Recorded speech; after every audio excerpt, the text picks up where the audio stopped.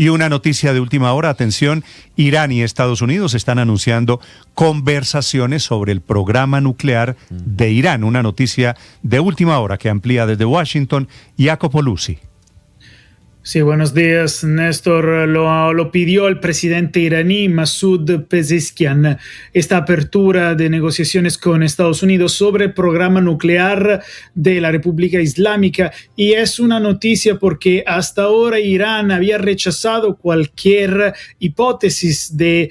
bloquear el programa nuclear del país. Y es lo que pide Donald Trump para llegar a un acuerdo. De hecho, se habla incluso de posibles negociaciones entre las partes esta semana en Turquía, en Ankara, con el hombre del presidente Steve Witkoff, que se va a reunir probablemente el jueves o el viernes con altos funcionarios iraníes para llegar a un acuerdo. Y es importante, Néstor, porque recordamos la armada de barcos, de buques frente de Irán, que ayer dijo Trump es una amenaza, es una posibilidad de un ataque militar si no se puede lograr un acuerdo.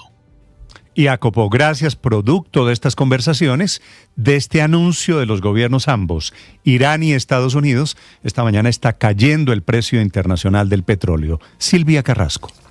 Sí, Néstor, en este minuto el precio del petróleo cae un 4,89% y ha estado cayendo hasta 5,5% durante esta mañana en previsión de que pudiera haber algún tipo de acuerdo, algún tipo de acercamiento entre Irán y Estados Unidos. Recordemos que Irán es el segundo mayor productor de la OPEP, por lo tanto, cualquier disrupción del petróleo hacía pensar a los inversores que iba a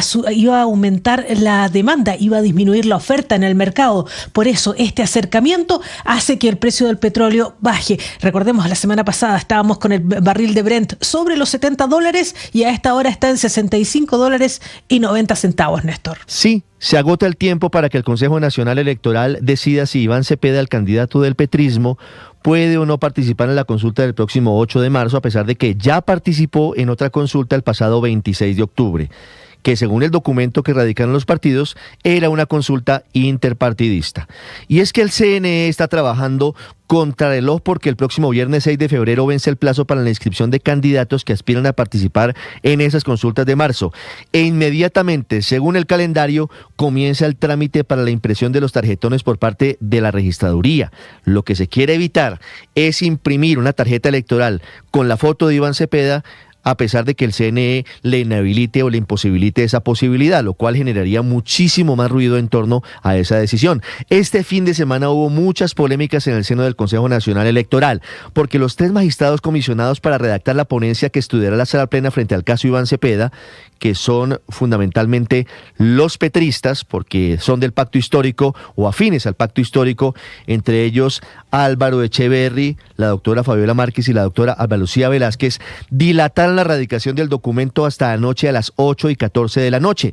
lo que hizo materialmente imposible que se tomara una decisión de fondo entre sábado y domingo como estaba previsto ante la premura del tiempo. Hoy a las 8 se vuelve a reunir el Consejo Electoral, que está en sala plena ininterrumpida para definir esta situación. Y de acuerdo con los votos iniciales o con lo que se conoce hasta el momento, esa votación sería 6 magistrados en contra de que Iván Cepeda participe en la consulta del 8 de marzo y 3 votos a favor, los 3 votos del petrismo, de las 3 personas que acabo de mencionarles. La bolita está en que todo se puede enredar en el recurso de apelación, porque uno de los magistrados, Altus Vaquero, tiene previsto un viaje que emprende esta tarde, lo cual haría que se tuviera un voto menos en la apelación y llevaría inevitablemente a la convocatoria de conjueces, es decir, que se seguiría dilatando la decisión del Consejo Nacional Electoral. Y es que evidentemente no es lo mismo la consulta petrista con Iván Cepeda que sin Iván Cepeda. Sin Iván Cepeda, que es como hoy están las cosas,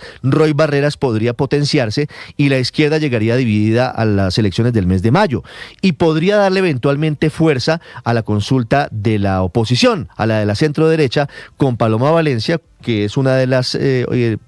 personas que está liderando con Juan Carlos Pinzón según las encuestas. También hay dudas sobre lo que está pasando en la consulta de centro, luego de que Maurice Armitage decidiera echarse para atrás y decidiera participar eventualmente en la consulta de Claudia López, y a la espera en las próximas horas de una determinación definitiva de Sergio Fajardo, que es la pieza más importante de esa eventual consulta, con lo cual estaríamos ante 3 escenarios distintos para lo que ocurre en las elecciones del mes de marzo. Paola Ochoa es periodista. Está en Mañanas Blue. 6 de la mañana, 34 minutos. Semana cargada de noticias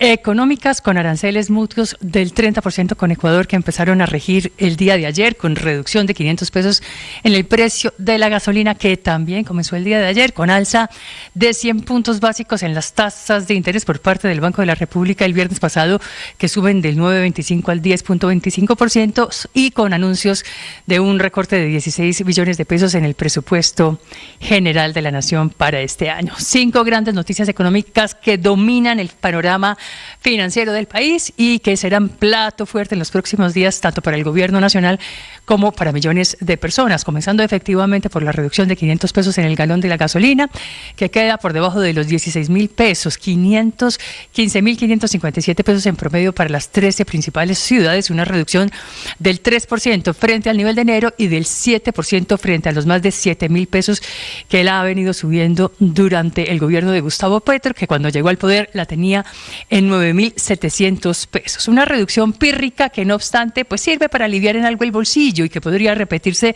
en los próximos meses, según lo dicho por el cuarto ministro de Hacienda, dependiendo de lo que pase, claro, con el precio del dólar y con el precio del petróleo, y en línea con su cotización internacional, cuya paridad busca el gobierno tras el desmonte en los subsidios al precio de la gasolina, mientras que los del diésel los continuamos pagando todos los colombianos con nuestros impuestos. Aproximadamente 1.300.000 vehículos que funcionan con ACPM, en su inmensa mayoría 3 de cada 4 camiones, buses y sistemas de transporte público. Una gasolina que baja 500 pesos ayudando al bolsillo, pero eso sí, bolsillo que de todas maneras sigue muy impactado por el alza en el costo de vida y sobre todo por el alza del 24% en el salario mínimo vital, aumentando las expectativas de una mayor carestía en el país, que subieron del 4 al 6% y que llevaron al Banco de la República efectivamente a tener que atajar esas expectativas y subir las tasas de interés en un punto completo, del 9.25 al 10.25, cosa que se va a sentir en los nuevos créditos e hipotecas que tomen los colombianos en los próximos meses, aproximadamente unos 9 meses, que es el tiempo que tarda en transmitirse esa alta al resto de la economía. María Camila Orozco es periodista. Está en Mañanas Blue. Ya son las 6:36 minutos de la mañana. El Clan del Golfo se quedó sin su segundo al mando. Les hablo de Gonzalo Sánchez Sánchez, alias Gonzalito, que era el hombre más importante para esa organización después de alias Chiquito Malo, que le heredó el mando a alias Otoniel, que está extraditado en Estados Unidos. Murió ahogado en Tierra Alta, en el departamento de Córdoba, después de que la lancha en la que él se movilizaba junto a su esquema de seguridad se volcara, aparentemente víctimas del invierno. Estaba intentando llegar a la zona de ubicación temporal acordadas con el gobierno en el marco de los acercamientos de la paz total. Manejaba, aparte de las rentas de la droga y de la minería ilegal en Antioquia, Córdoba y Sucre, la cabeza visible de ese proceso cuestionado de paz con el gobierno nacional,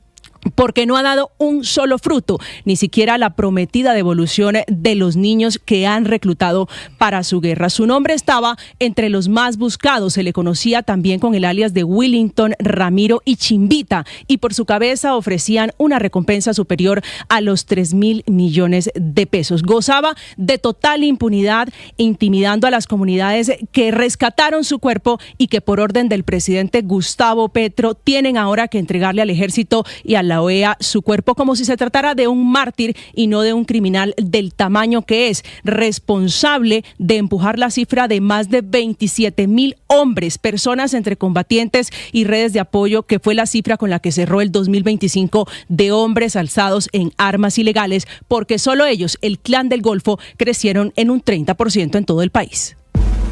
Camila Carvajal es periodista. Está en Mañanas Blue.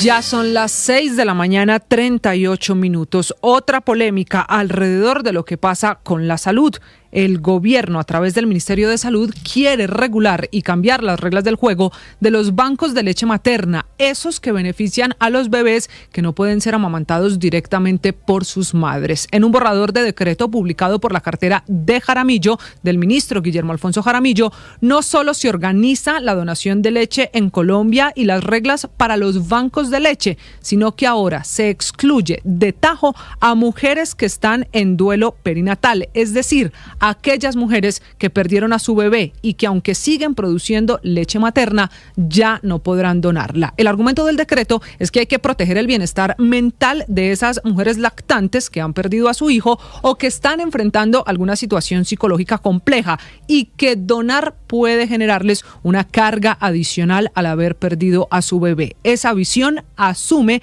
que el duelo o la condición psicológica después de la pérdida del bebé convierte la donación en un estrés adicional y por eso la prohíbe de tajo. Una decisión que ha encendido las alarmas y las críticas de asociaciones médicas, secretarías de salud locales, colectivos que acompañan a madres en duelo e incluso asociaciones psiquiátricas. Es que la prohibición del gobierno desconoce la que ha sido la historia de los bancos de leche en el país. No hay evidencia científica que prohíba que una mujer en duelo done su leche. Ese decreto además contradice la autonomía, la de no discriminación y el derecho de que cada mujer decida sobre su cuerpo e ignora que algunas mujeres que siguen produciendo leche así no tengan a su bebé también tienen como terapia donarla para salvar la vida de otros bebés que no pueden ser amamantados, lo cual reduce complicaciones y mortalidad en bebés prematuros o enfermos hospitalizados. Un último dato, en Colombia hay apenas 15 bancos de leche materna en todo el país,